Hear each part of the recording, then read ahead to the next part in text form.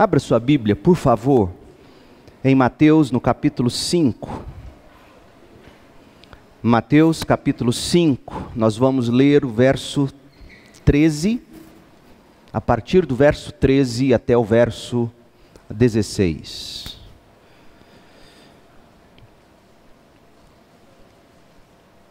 Vocês são o sal da terra, mas se o sal perder o sabor, para que servirá? É possível torná-lo salgado outra vez? Será jogado fora e pisado pelos que passam, pois já não serve para nada. Vocês são a luz do mundo. É impossível esconder uma cidade construída no alto de um monte. Não faz sentido acender uma lâmpada e depois colocá-la sob um cesto. Pelo contrário, ela é colocada num pedestal, de onde ilumina todos que estão na casa. Da mesma forma, suas obras devem brilhar para que todos as vejam e louvem seu Pai que está no céu. Amém. Este ano, no dia 31 de outubro de 2017, portanto, depois de amanhã, marca os 500 anos da Reforma Protestante.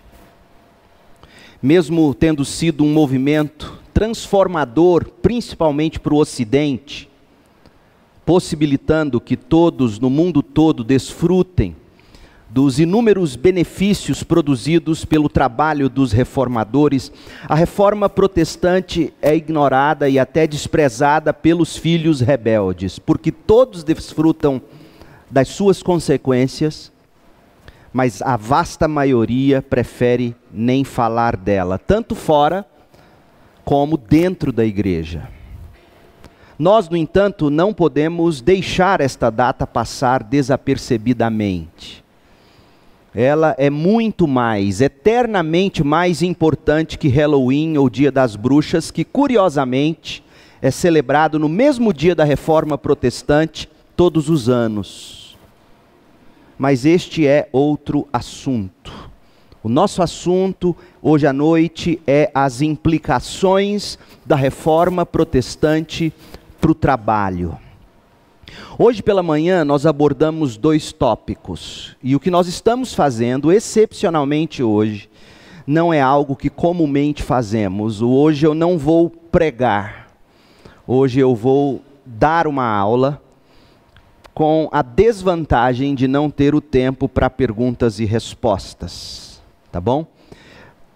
Mas, como fizemos à noite, de manhã, se você desejar ficar para perguntar, a gente pode conversar depois. E hoje de manhã nós vimos a visão do trabalho antes da Reforma Protestante. Nós fizemos uma introdução histórica sobre como se via o trabalho, e vimos em seguida como Lutero, principalmente, o pai da Reforma, passou a enxergar e a ensinar sobre o trabalho.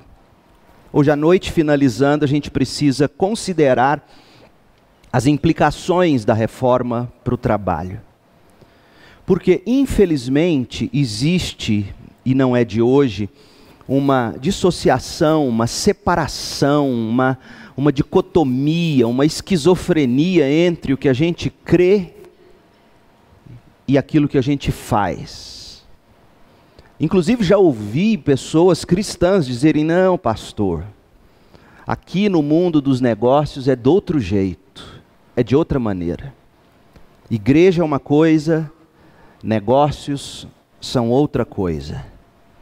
As doutrinas que a Reforma Protestante resgatou, elas nos são muito caras. Por essas doutrinas, uma pessoa ou uma igreja se sustenta até o dia em que todos veremos Cristo face a face. Cantamos hinos e cânticos alusivos a cada um destes pilares: somente a fé, somente a Escritura, somente Cristo, somente a graça, somente a Deus, glória. Só que essas doutrinas, elas não existiram ou não existem apenas para a nossa informação intelectual, para o nosso credo doutrinário, e também não apenas para a nossa salvação. Importante que é, fundamental que seja a nossa salvação. Mas essas doutrinas da Reforma Protestante, elas trazem implicações fundamentais para a forma como nós trabalhamos, a maneira como nós enxergamos o trabalho. E é disso que nós estamos tratando desde hoje de manhã.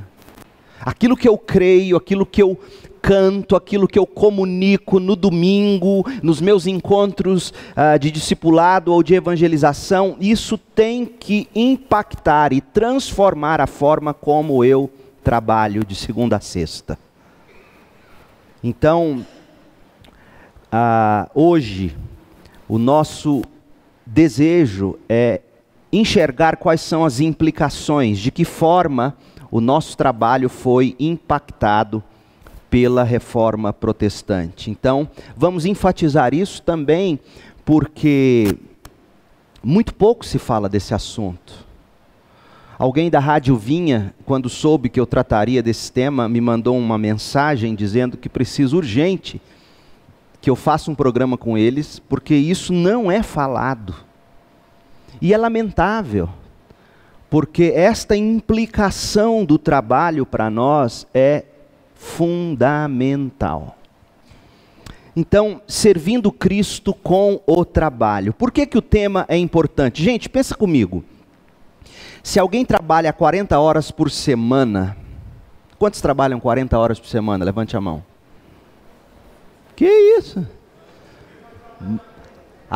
Mais de 40 horas. Que susto. Mas mesmo assim as mãos são pouquinhas. Mas imagina que a maioria, imagine que você trabalhe 40 horas por semana, por 40 anos da sua vida. Isso significa que essa pessoa vai empregar mais de 80 mil horas no seu emprego durante a vida toda. Sem contar horas extras, especializações, tempo de locomoção para o trabalho, anos de estudos, escola, faculdade, pós-graduação, enfim. Ou seja, é indiscutível que a maior parte da nossa vida é vivida no trabalho.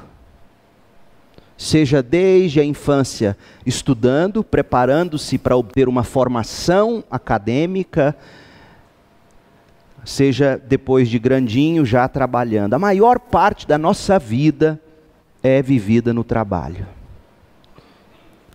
Feito esta constatação, imagine o quanto nós estamos pecando por não enxergar estas milhares de horas ao longo da nossa vida como um serviço para Cristo.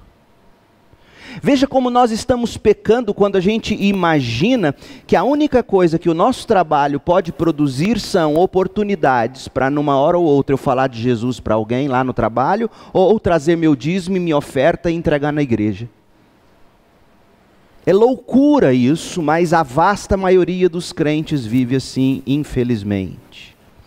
David Platt, pastor batista, o presidente hoje da Junta de Missões Mundiais norte-americana, ele disse assim: uma das nossas maiores necessidades na igreja é uma compreensão de como o trabalho diário, de acordo com a palavra de Deus, está ligado ao supremo propósito de Deus no mundo.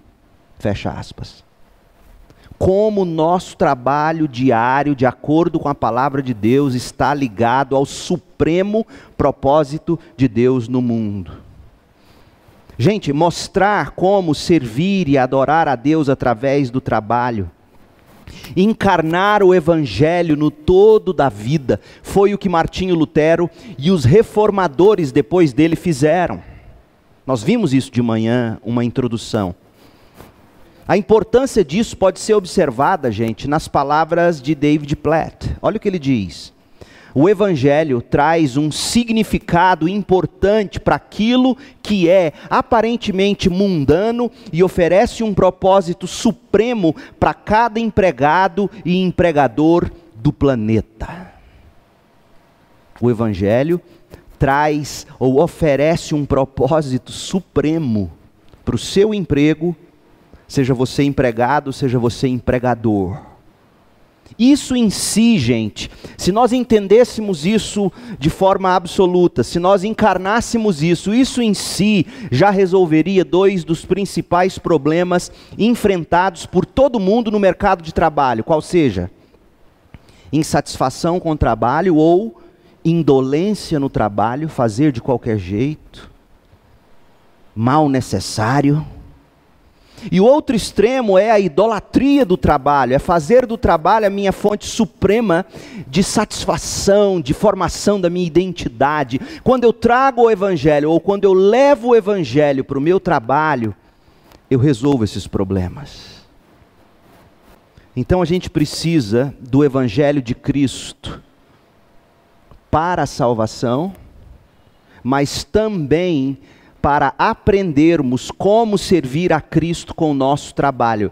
De que forma então? E é isto que nos traz ao tema de agora à noite. As implicações da reforma para o trabalho vão nos dar algumas respostas. Hoje cedo nós vimos que foi através do trabalho e do ministério de Lutero que os reformadores do século XVI começaram a recuperar a doutrina bíblica do trabalho. Em 1517, quando Lutero afixou suas 95 teses tentando fazer a igreja, na verdade ele não queria um racha, ele não queria divisão, ele queria que o clero, que os grandões da igreja, ele achava na inocência inicial dele, ele achava que o Papa estava mal informado. Que se ele informasse o Papa do que de fato acontecia lá embaixo, através dos bispos e padres, o Papa daria uma bronca em todo mundo e consertaria tudo, mas ele depois descobriu que não é bem assim. Então, quando os reformadores do século XVI começaram a recuperar a doutrina bíblica do trabalho, reconhecendo que o todo da vida, inclusive o nosso trabalho diário, deve ser entendido como um chamado de Deus, isso revolucionou. Nunca, gente, é demais a gente destacar a posição de Lutero sobre o que é chamado ou vocação. Para Lutero, vocação é o chamado específico, ouça bem, vocação é um chamado específico para nós amarmos o próximo através do nosso trabalho. Isso é revolucionário. Você é chamado por Deus para amar o próximo através daquilo que Deus dotou você com habilidades, com dons, com talentos para fazer. Gente, isso é revolucionário. Porque, por exemplo, o feminismo, ele destaca o seguinte: a mulher precisa trabalhar para ela encontrar significado, por exemplo. Ou ter significado. E os reformadores, eles vão dizer o seguinte, Lutero, vimos isso de manhã, ele diz assim: não é o que se faz que confere dignidade, honra ou glória a alguém. É o que se faz com fé. É exercitar o chamado que Deus faz a mim, a vocação que a mim Ele entrega, dizendo, com fé, exerça isso. Pena que eu não tenho tempo para nós falarmos disso, talvez no outro dia, noutra ocasião, das implicações da reforma protestante para a dignidade do homem e também da mulher, seja na vocação que for. Como vimos Lutero dizer, é tão importante limpar a casa, cuidar de um bebê, quanto ser um pastor ou alguém de grandes empreendimentos. Porque o que dignifica não é necessariamente o que você faz, mas se você faz como fruto da fé. Lutero, segundo Lutero, a gente responde ao chamado para amar o próximo cumprindo os deveres associados com o nosso trabalho diário. Esses deveres incluem os nossos deveres domésticos, cívicos, de emprego profissional, Na verdade, Lutero disse que nós só podemos servir realmente a Deus em meio a circunstâncias cotidianas, através do nosso trabalho ordinário. E que todas as tentativas de alguém elevar o significado da vida contemplativa ou monástica, Lutero dizia, são falsas essas tentativas. 30 anos depois de Lutero, veio João Calvino.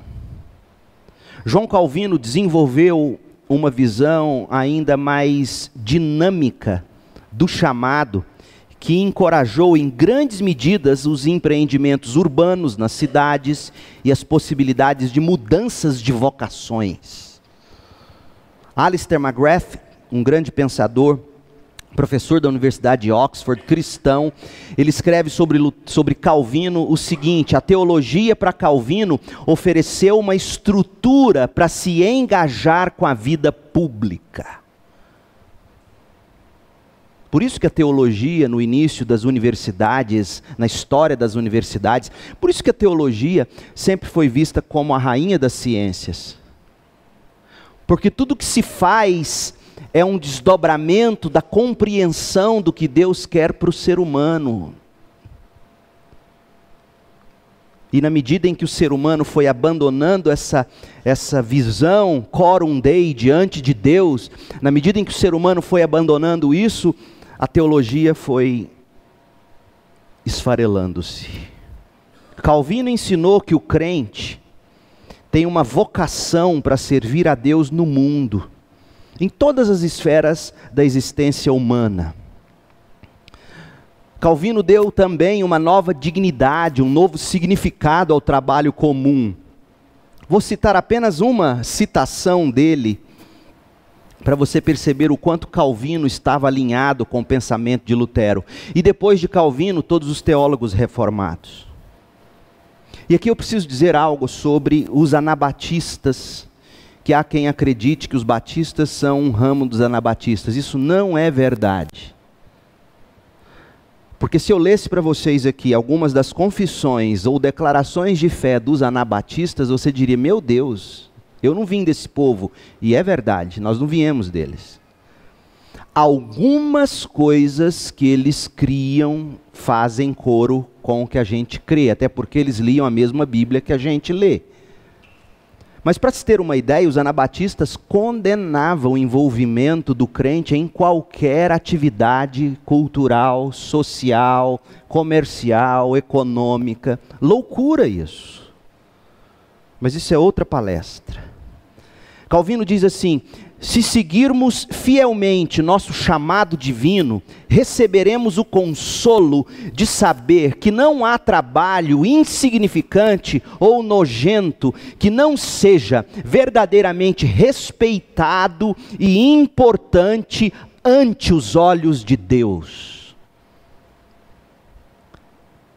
Merece uma placa você escrever isso num papel bem bonito e pregar no seu escritório o que ele está dizendo aqui. Na raiz dessa nova atitude está a noção de vocação ou chamado. Deus chama seu povo não apenas para a fé, não apenas para a salvação. Deus também chama o seu povo para expressar a fé em áreas bem distintas da vida. Assim é que tanto Lutero como Calvino consideravam a vocação como um chamado divino para o mundo cotidiano. Para você ter uma ideia, Lutero foi quem traduziu a Bíblia dos originais para a língua alemã. A tradução que Lutero fez da Bíblia para o alemão influenciou o vocabulário alemão até hoje. E curiosamente, quando Lutero vai traduzir para o alemão a palavra trabalho, ele usa uma palavra, Beruf, no alemão, para designar trabalho. É curioso isso, dizem os estudiosos. Eu não sei nada de alemão, eu cito fontes que eu consulto. Mas Beruf, traduzido como trabalho, soava estranho, porque existe uma palavra específica, ou existia, para trabalho: Arbeit. Por que Lutero, ao traduzir a palavra trabalho, não usou Arbeit e usou Beruf? Porque Beruf acentua mais o aspecto do chamado, da vocação, do que a execução do trabalho em si. Lutero queria dizer o seguinte: quem trabalha não apenas trabalha, quem trabalha exerce um chamado. Por isso ele usa Beruf e não usa Arbeit para falar de trabalho. Para os reformadores, portanto, a ideia de chamado ou vocação é, antes de qualquer coisa, ser chamado por Deus para servir a Deus dentro do mundo que Deus criou. Sendo assim, gente, o trabalho se torna uma atividade pela qual os crentes podem aprofundar sua fé, levando essa fé a novas qualidades de compromisso com Deus. Há um autor importante que escreve sobre tudo isso. Ele resumiu bem o pensamento de Lutero e Calvino, que foi passado adiante, quando ele escreveu o seguinte: trabalhar no mundo de forma motivada, informada e sancionada pela fé cristã se tornou o meio supremo pelo qual o crente pode demonstrar seu compromisso e gratidão a Deus. Fazer tudo para Deus e fazê-lo bem no serviço ao próximo é a marca fundamental da autêntica fé cristã. Nós dissemos aqui hoje de manhã, no momento de perguntas e respostas, o seguinte: se boas obras, se o trabalho que glorifica a Deus no serviço ao próximo é um fruto da fé salvadora, ouça bem minha analogia, se é e é de fato, boas obras, o trabalho que glorifica a Deus no serviço pelo próximo, é fruto da fé, é resultado da justificação, da fé salvadora. Quando você olha para o número de evangélicos crescendo no Brasil, como aparentemente tem crescido segundo estatísticas, dados, pesquisas, você vê esse número crescendo e você não vê na mesma proporção o crescimento do bem-estar comum, uma luz vermelha acende. E eu sou tentado a dizer que o que nós estamos vendo no Brasil é muito mais um inchaço do que conversão genuína. Porque conversão genuína faz o que os reformadores descreveram. Faz você encarar o seu trabalho não só como um afazer, um meio de ganhar dinheiro para o seu sustento. O seu trabalho se torna um chamado de Deus, para a glória de Deus, abençoando a vida do próximo através do seu serviço. E aí esse autor que eu estou citando, ele diz assim: diligência e dedicação na vida cotidiana são, ensinou Calvino, uma resposta adequada a Deus. Diligência, dedicação no seu trabalho é uma resposta adequada a Deus. Pergunta para o patrão se o funcionário crente dele pensa assim. Pergunta para o patrão se o funcionário crente dele acredita que diligência, dedicação na vida cotidiana é uma resposta de adoração a Deus. Lutero, Calvino, todos os outros reformadores, eles contrastaram nitidamente o chamado monástico para fora do mundo com o chamado autenticamente cristão para servir a Deus no mundo. E essa visão reformada do trabalho, aliás, sabe por que se chama reformado ou teologia reformada? Porque na visão dos reformadores, eles estavam agora entregando um homem reformado para a sociedade. Refeito. Então esta visão reformada do trabalho e do chamado foi desenvolvida mais adiante na história pelos puritanos, eu não vou ter tempo de citá-los. Os puritanos ingleses, que aí sim, desse grupo, puritanos ingleses, separatistas da Igreja da Inglaterra, desse grupo saem os batistas e cá estamos nós hoje. Então, também os puritanos incentivaram, por exemplo, gente, o empreendedorismo, a economia, investimentos, uma ética forte no mercado de trabalho. Enfatizaram a importância da administração, da boa gestão e do serviço. Onde você acha que nasceu tudo isso? Do pensamento protestante. Então, para você entender um pouco mais sobre esse tema, principalmente o que Calvino fez, vai estar aqui no meu esboço, depois você pode acessar no site da igreja, mas busque no Google, não agora, A Reforma e o Trabalho, é o nome de um artigo escrito pelo reverendo Hermes Steinmeier, A Reforma e o Trabalho. Busque esse artigo, é um artigo curtinho, que vale a pena você ver o que ele vai falar sobre Calvino como o homem que reformou a visão do trabalho. Só que essa ética do trabalho protestante logo foi ultrapassada pela Revolução Industrial. A caminho do final do século XVIII, surgiram duas forças que teriam um efeito duradouro sobre a teologia do trabalho no mundo ocidental. Do que é que eu estou falando? Quais são essas duas forças? Capitalismo e marxismo. Essas duas grandes forças. E aqui eu indico outro livro. Gente, não tem como, crente tem que ler. Crente tem que ler, crente tem que conhecer. E aqui tem um livro que a editora Vida Nova traduziu recentemente, Visões e Ilusões Políticas, uma análise e crítica cristã das ideologias contemporâneas, Visões e Ilusões Políticas. Você precisa ler isso. Ele vai tratar do socialismo, ele vai tratar do capitalismo, ele vai tratar do marxismo, ele vai tratar de todas essas visões e ideologias, e vai dizer que todas elas, em algum momento, são muito mais ilusões políticas do que ideologias políticas. E aqui eu peço permissão para fazer um parêntese e dizer o seguinte, gente, alguém pode pensar assim, por que o pastor, em vez de pregar, está falando disso?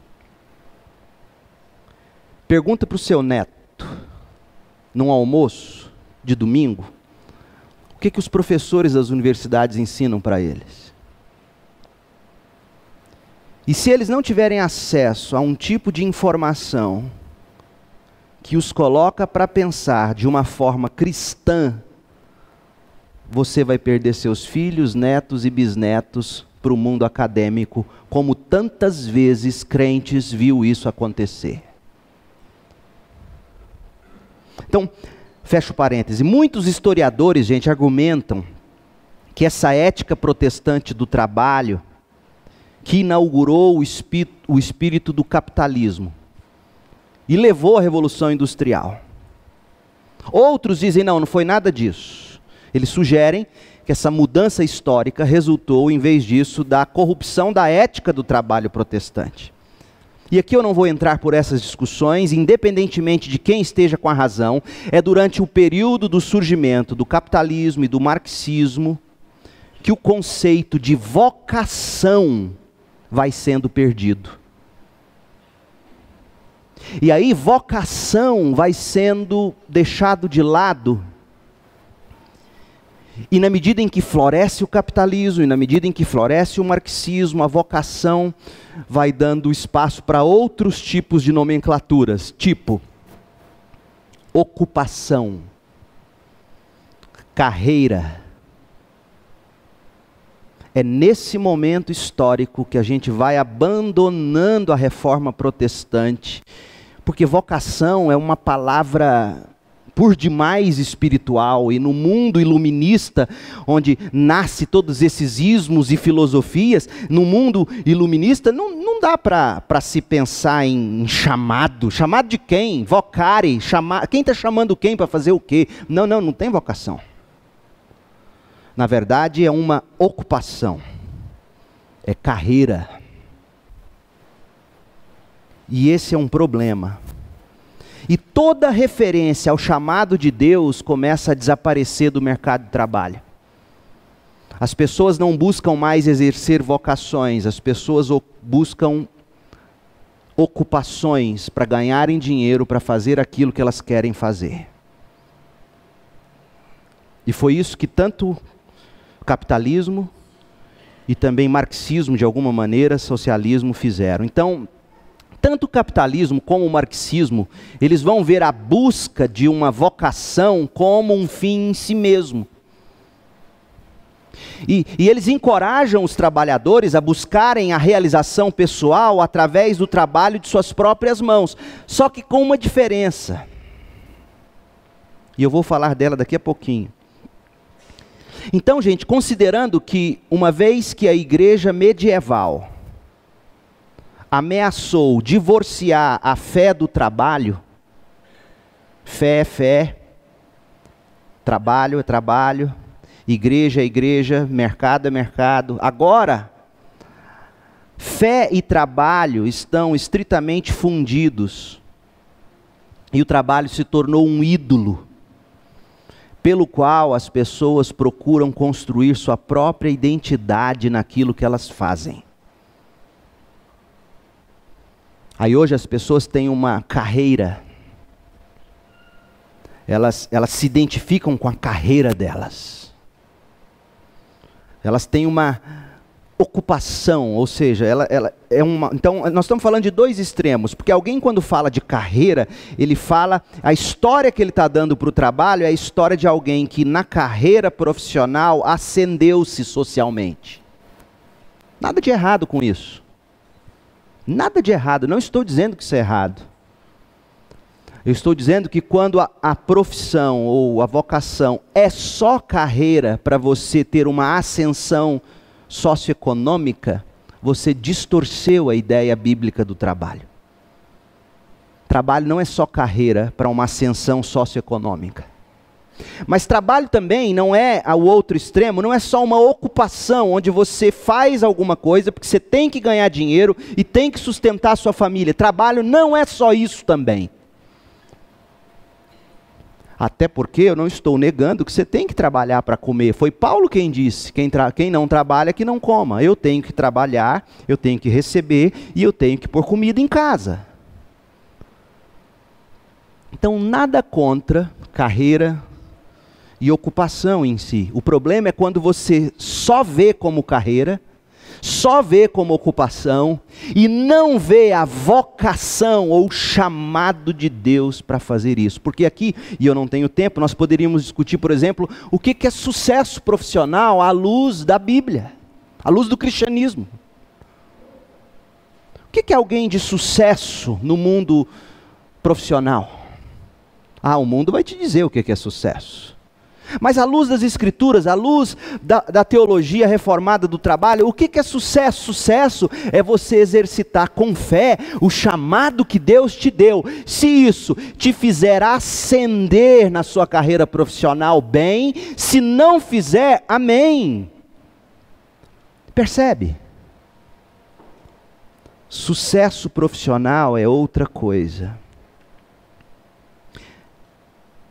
Eu vou citar um homem chamado Steve Garber, que afirmou com lucidez o seguinte, falando do marxismo.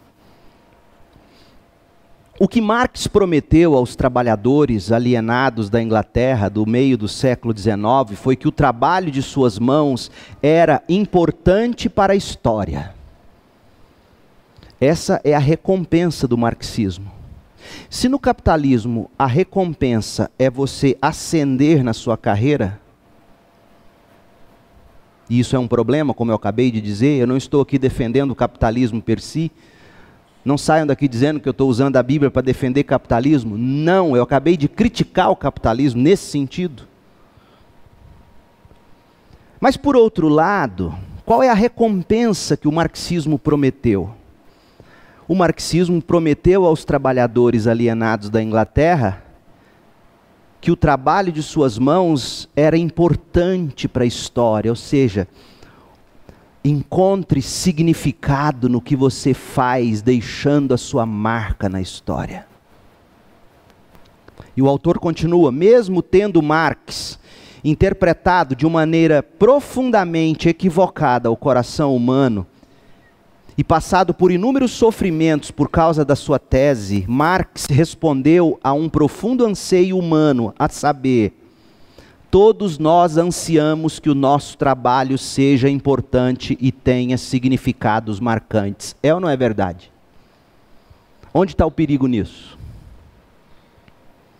De você fazer do seu trabalho a sua identidade. Por isso que para o marxista, e a gente fica dizendo isso, por que quando se tenta debater política com um marxista, com um socialista, é como se você estivesse falando com um fanático religioso. E é mesmo.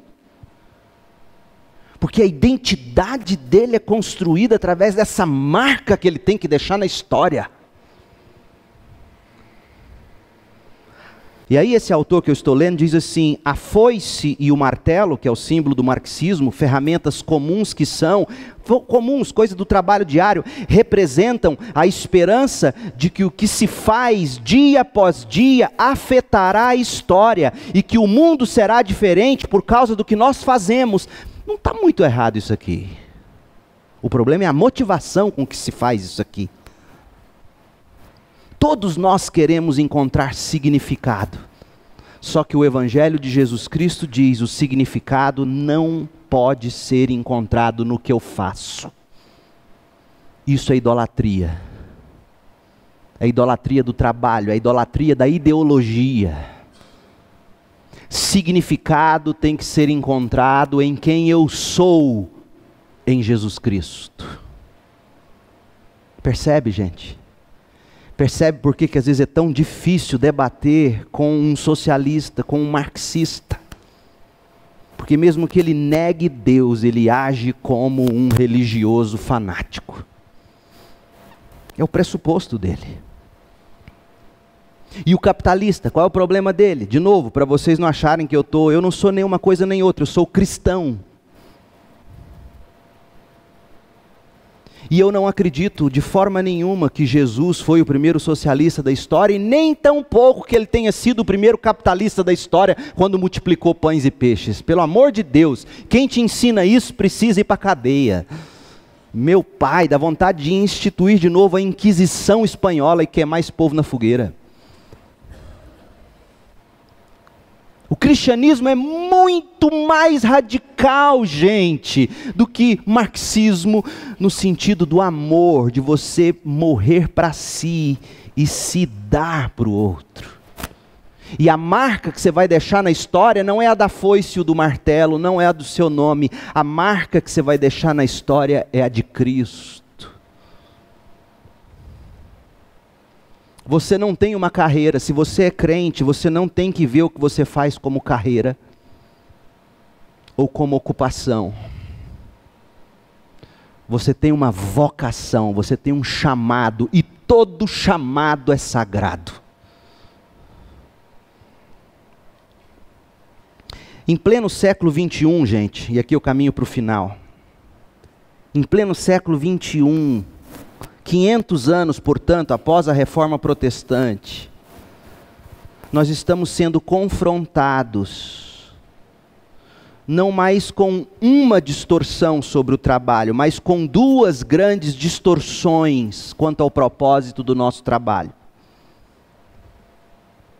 Essas distorções ergueram um muro enorme entre a fé pessoal e o trabalho público do cristão. E a gente precisa derrubar esse muro. Essa é a tarefa. Por isso que de tudo que eu poderia falar sobre 500 anos de Reforma Protestante, eu escolhi falar sobre o trabalho.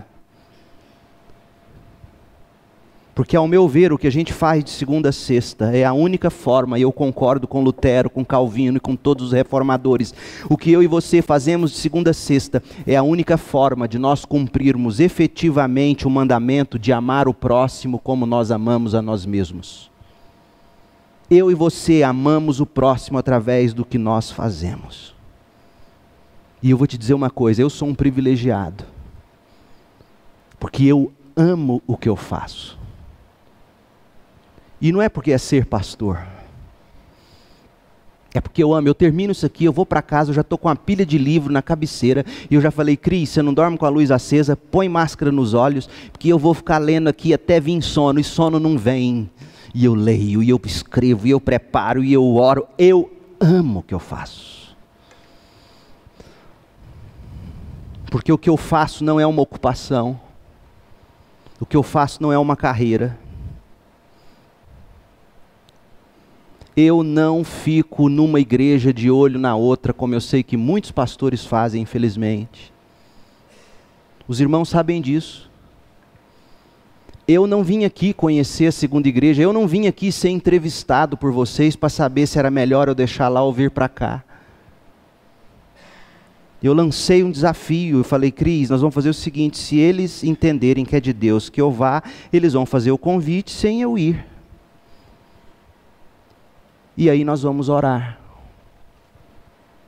Porque imagina vocês, eu estou aqui pastoreando vocês, e aí a igreja lá não sei aonde está me sondando, aí eu falo, gente, estou indo pregar na igreja lá, peraí, eu estou casado aqui, namorando lá?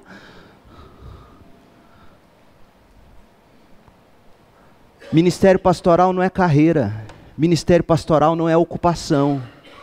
O seu trabalho também não é carreira e não é ocupação. O seu trabalho é vocação, é chamado de Deus. Então a gente tem que derrubar essas barreiras. Os Guinness, no livro dele, O Chamado, ele fala que são duas grandes distorções. A distorção católica, que hoje ainda nós vivemos, que é aquela distorção que eleva o espiritual às custas do secular. E tem a distorção protestante, que é a que eleva o secular às custas do sagrado. Então, por exemplo, na distorção católica, a pessoa diz assim, você ficou sabendo? Fulano de tal deixou a carreira no banco para trabalhar para Deus de tempo integral. Aí no banco ele trabalhava para quem? Para a máquina do Estado. Pelo amor de Deus, você está sendo socialista e não cristão. Então essa é a distorção católica, de que você tem que deixar o que você faz de segunda a sexta, para você ir de tempo integral, exercer seu chamado no campo missionário. Aleluia, Deus ainda chama missionários e pastores de tempo integral, eu creio nisso. Mas missionários e pastores não têm maiores privilégios do que você, espiritualmente falando. Essa é a distorção católica. E qual é a distorção protestante? É uma forma de dualismo em uma direção secular, que não só eleva o secular às custas do espiritual, mas que também destrói totalmente o espiritual. Então pega, por exemplo, o trabalho como uma coisa boa. A distorção protestante transforma o trabalho em algo supremo, ou seja, o trabalho não serve a Deus. O trabalho não é para servir o próximo. O trabalho é a minha carreira, é meu e para mim. Então, gente, nós pegamos o trabalho, transformamos o trabalho em algo muito importante, dissociado da nossa fé. Isso é idolatria.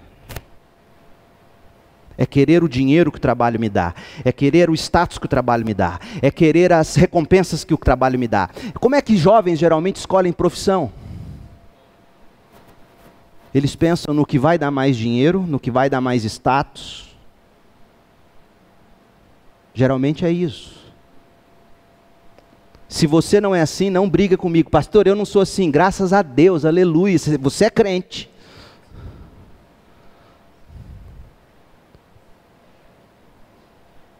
Por outro lado, tem aqueles que, pastor, eu sou de boa, eu nem me preocupo.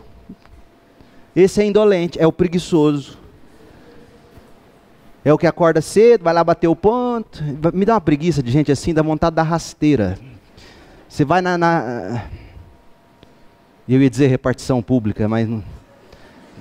Existem funcionários públicos que entenderam que eles são ministros de Deus. Eu sei disso. Mas você vai também na empresa privada.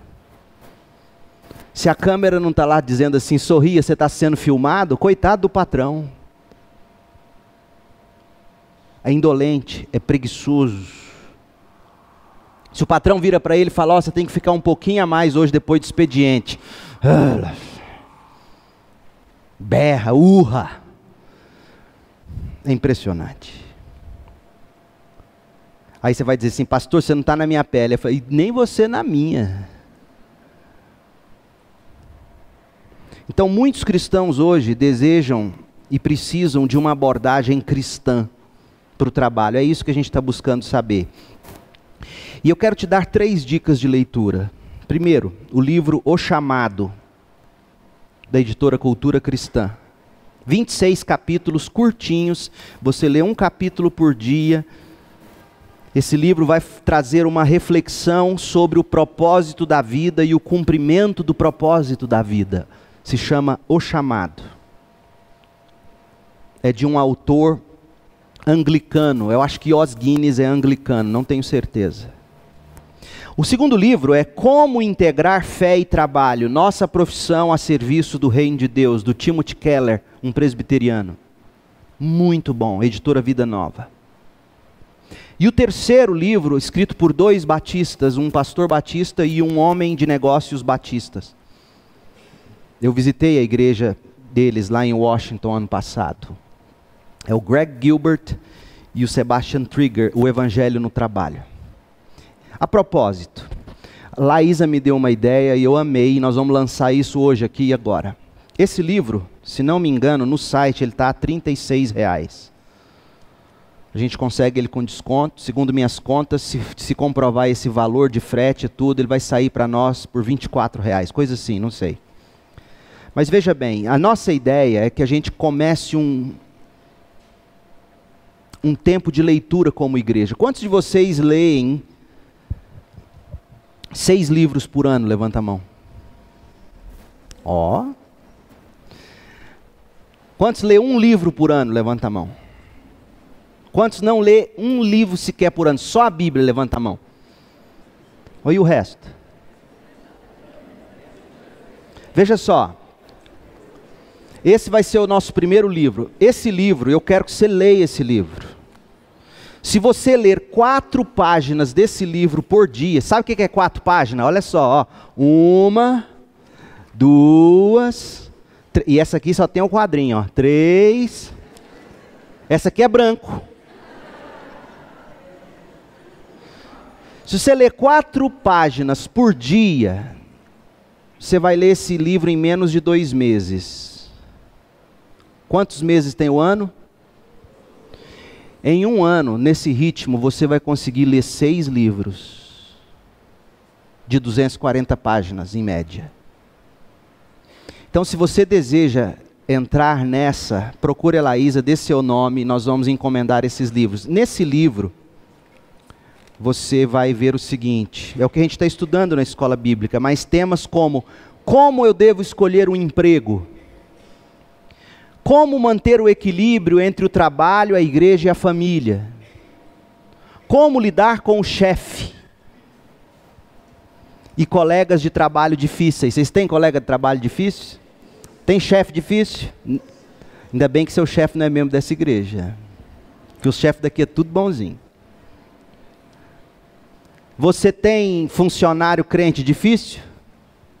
Ele vai dizer aqui. O que significa ser um chefe cristão? É um capítulo do livro. Como posso compartilhar o evangelho no trabalho? Gente, leia. Aprofunde-se no tema. Então dê seu nome para a Laísa ao final do culto. Nós vamos encomendar esse livro. Em menos de 2 meses, esse livro leva 10 dias para chegar. Você vai ler 4 páginas por dia. Terminado esse livro, daqui 2 meses a gente vai lançar um outro livro e assim a gente vai caminhando. De forma que, ano que vem, nesse tempo do ano, nós vamos ter lido juntos 6 livros. Você topa? Então vamos lá. Então, concluindo. O que essa análise introdutória do pensamento da reforma, em busca de orientações para a vida cristã de segunda a sexta, traz de implicações para nós? Deixa eu apresentar para vocês. Em primeiro lugar, nós devemos descobrir que a nossa vocação primária é o chamado para seguir Jesus. E nos conscientizarmos de que esse chamado abrange a vida como um todo, inclusive o nosso trabalho cotidiano. Nós não podemos sair daqui como crentes com a ideia do seguinte: eu trabalho para Deus somente quando eu falo de Jesus ou quando eu estou servindo na igreja. Não. Nós devemos descobrir de novo o sacerdócio de todos os crentes, vendo cada parte da nossa família ou da nossa vida como sagrado, o trabalho, a sua cidadania, a sua família, o seu lazer, a igreja, como você gasta seu dinheiro, como você ganha seu dinheiro, ou seja, você se entrega a Deus como sacrifício vivo, santo e agradável a Deus. Você ama o próximo, você faz boas ações pelo próximo através do seu trabalho.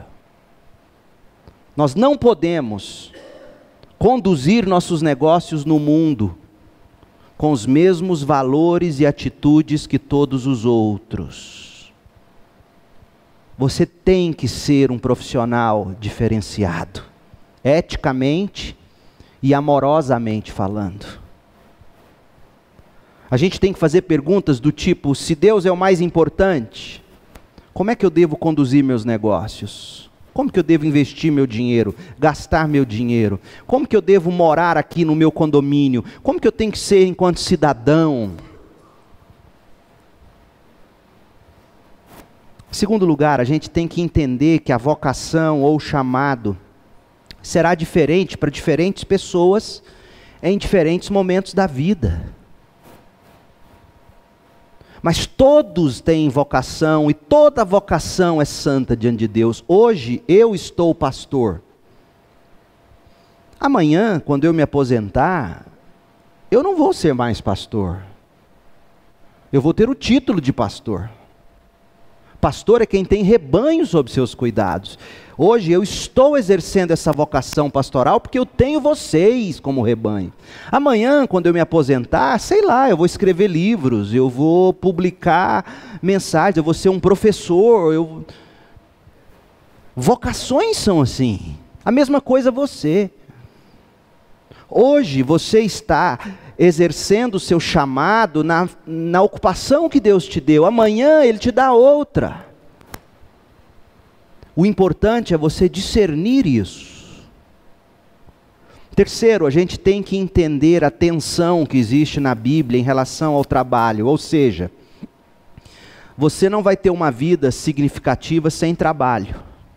De forma nenhuma. Ninguém consegue ter uma vida cheia de significado se não exercer uma vocação. Isso é fato.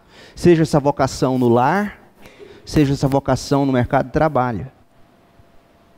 Por outro lado, você não vai fazer do seu trabalho o significado principal da sua vida. Primeiro, que é a idolatria, e segundo, que ele nunca vai te preencher. Eu terminei de dar essa palestra essa semana, e uma irmã do interior do estado me procurou chorando, dizendo: pastor, foi libertador o que o senhor disse para mim. Porque na cabeça dela, significado era ela exercer a função que ela tinha.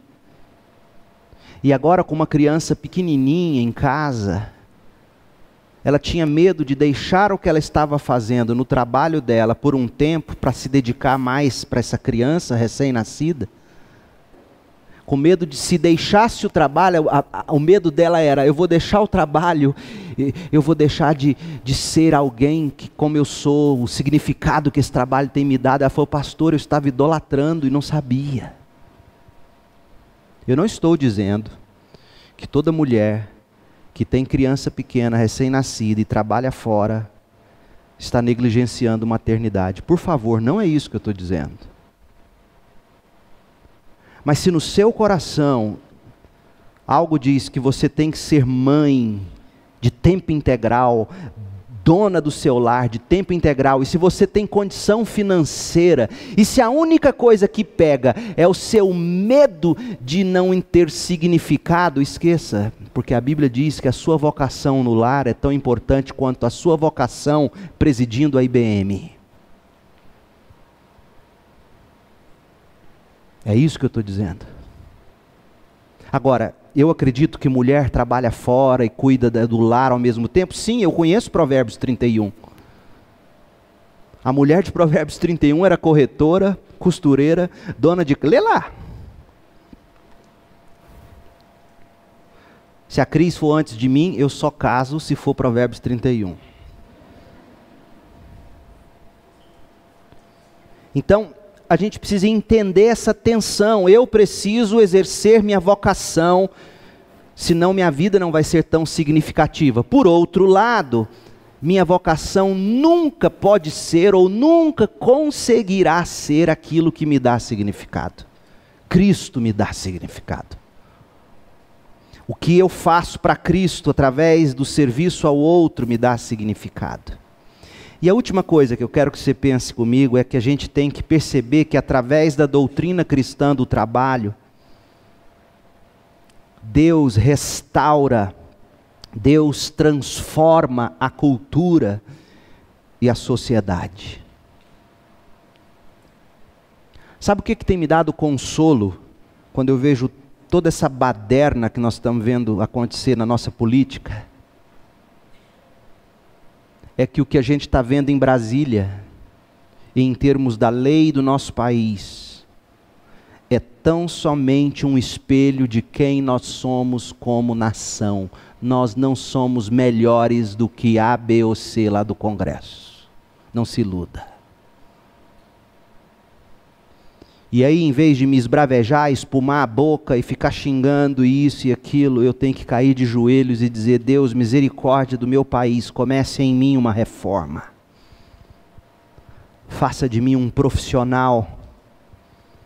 Faça de mim uma mulher cuja vocação abençoa os outros e glorifica o seu nome. Ah, meu povo, eu teria muito mais a dizer. E se você quiser caminhar comigo nessas discussões, comece a ler o livro, venha para a classe, o Evangelho no Trabalho. Todo domingo a gente está estudando, falando dessas coisas com maior profundidade, com mais tempo para perguntas e respostas. Eu aguardo você, todo domingo, 9h30. Mas para ficar com gostinho de Bíblia, deixa eu terminar lendo com vocês um texto. Abra sua Bíblia em Colossenses, capítulo 3. E aqui eu encerro. Colossenses 3.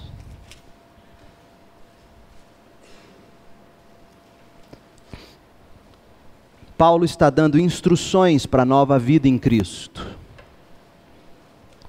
E você vai observar que ele vai falar da sua vida particular, sua vida pessoal, e também ele vai falar da sua vida vocacional ou profissional.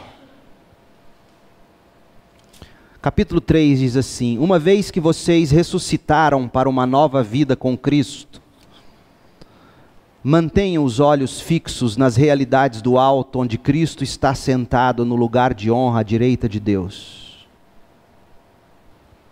Os meus olhos e os seus olhos não devem ser fixados no significado que o trabalho nos dá, nem nas coisas boas que o dinheiro do meu trabalho me dá. Nossos olhos sempre deverão estar em Cristo. É isso que Paulo está ensinando. Pensem nas coisas do alto e não nas coisas da terra, pois vocês morreram para esta vida. E aí, gente, isso significa que se eu morri para essa vida, eu não dou a menor importância para essa vida? Não, continue. O que Paulo está dizendo é o seguinte: se eu estou morto para essa vida, não é essa vida que vai me dar significado, mas enquanto eu estou aqui nessa vida, eu sirvo a Deus com a vida que Deus está me dando. É isso que Paulo está dizendo. E agora, sua verdadeira vida está escondida com Cristo, em Deus. Seja você médico, seja você dona de casa. E quando Cristo, que é a sua vida, for revelado ao mundo inteiro, vocês participarão de sua glória. Olha a recompensa. E aí vem as implicações disso. E aí Paulo diz: portanto, por causa dessa vida que nós temos em Cristo, por causa da participação que nós temos na glória de Cristo, por causa da recompensa que nós teremos em Cristo, por causa do que somos e temos em Cristo, por causa disso, façam morrer as coisas pecaminosas e terrenas que estão dentro de vocês. E aí ele vai falar que a gente tem que fugir da imoralidade sexual, da impureza, da paixão sensual, dos desejos maus e da ganância, que é idolatria. Veja que ele fala que é possível trabalhar idolatrando. Ganância. Quem é ganancioso? Ganancioso é aquele que trabalha porque ele quer ter mais e não porque ele quer servir o outro. E aí Paulo continua: é por causa desses pecados que vem a ira de Deus. Vocês costumavam praticá-los, quando sua vida ainda fazia parte deste mundo, mas agora é o momento de se livrarem da ira, da raiva, da maldade, da maledicência, da linguagem obscena. Não mintam uns aos outros, pois vocês se despiram de sua antiga natureza, de todas as suas práticas perversas. Revistam-se da nova natureza e sejam renovados à medida que aprendem a conhecer seu Criador e se tornam semelhantes a Ele. Nessa vida não importa se você é judeu ou gentio, se é circuncidado ou incircuncidado, se é inculto ou incivilizado, se é escravo ou livre. Não importa o que você faz, não importa a sua carreira, sua ocupação, não importa o seu status social. O que importa é que Cristo é tudo. Cristo é tudo que importa e Ele vive em todos. Visto que Deus os escolheu para ser seu povo santo e amado, revistam-se de compaixão, bondade, humildade, mansidão e paciência. Sejam compreensivos uns com os outros e perdoem os que os ofendem. Lembrem-se de que o Senhor os perdoou, de modo que você também deve perdoar. Acima de tudo, revistam-se do amor que une todos nós em perfeita harmonia. Permitam que a paz de Cristo governe o seu coração. E aí muita gente pensa assim, ó, tá vendo? A vontade de Deus é quando eu tenho paz no coração. Não é isso que Paulo está dizendo. Ele está dizendo o seguinte: tenham paz entre vocês. Seja a paz entre vocês o juiz do seu coração. Permitam que a paz de Cristo governe o seu coração, pois como membros do mesmo corpo, vocês são chamados a viver em paz e sejam sempre agradecidos. Que a mensagem a respeito de Cristo, em toda a sua riqueza, preencha a vida de vocês. É a mensagem de Cristo que tem que preencher seu coração, não é sua carreira, não é o status que você procura nela, não é o dinheiro, não é Cristo. Ensinem, aconselhem uns aos outros com toda sabedoria, cantem a Deus salmos, hinos, cânticos espirituais, com o coração agradecido, e tudo o que fizerem ou disserem, façam em nome do Senhor, dando graças a Deus o Pai por meio dele. E aí ele vai falar agora da esfera familiar e pública, porque até aqui ele falou da esfera pessoal. Esposa, sujeite-se cada uma a seu marido como é próprio a quem está no Senhor. Maridos, ame cada um a sua esposa e nunca a trate com aspereza. Filhos, obedeçam sempre a seus pais, pois isso agrada ao Senhor. Pais, não irritem seus filhos para que eles não desanimem. Trabalhadores, em tudo obedeçam aos seus empregadores. Procurem agradá-los sempre. e não apenas quando eles estiverem observando. Sirvam-nos com sinceridade, por causa do seu temor ao Senhor. Em tudo que fizerem, trabalhem de bom ânimo, como se fosse para o Senhor e não para os homens. Lembrem-se de que o Senhor lhes dará uma herança como recompensa, e de que o Senhor a quem servem é Cristo. Mas se fizerem o mal, receberão de volta o mal, pois Deus não age com favoritismo.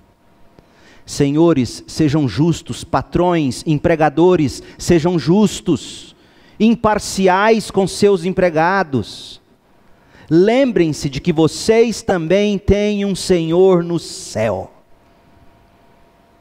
Gente, isso revoluciona ou não uma sociedade? Se vivêssemos isso aqui,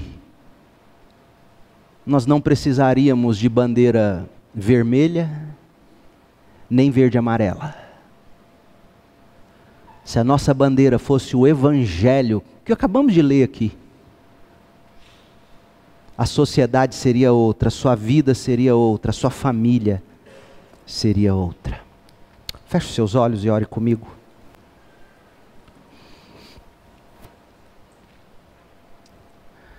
Ó Deus, em nome de Jesus, pegue, por favor, meu Pai, esses 5 pães e 2 peixinhos que eu reparti aqui, e multiplique com abundância